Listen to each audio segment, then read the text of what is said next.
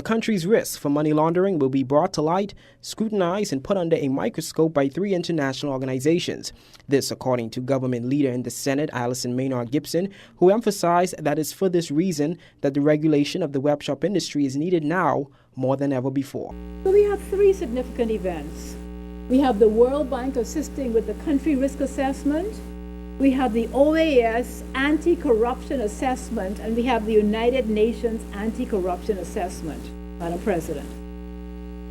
Now, Madam President, faced with these realities and the responsibility of putting in place measures to protect and enable growth and development of the Bahamian economy, this government has done what any responsible government would do.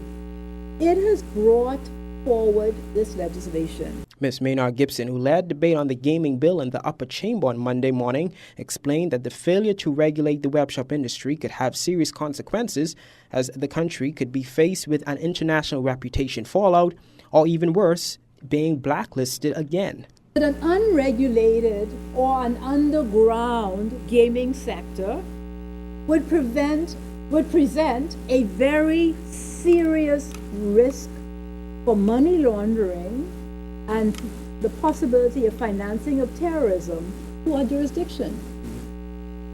For us to sit here and ignore that risk would be not governing. The next generation would look at us in a very irresponsible.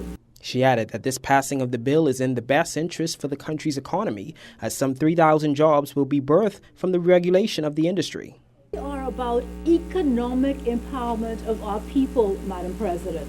This is our country, and we want to have our people not only be in charge politically, Madam President, but also to create an economic framework for Bahamians to own the Bahamian economy. Overall, Ms. Maynard Gibson said it would have been reckless for the government to ignore the implications of leaving the industry unregulated, despite the resounding no vote from the referendum.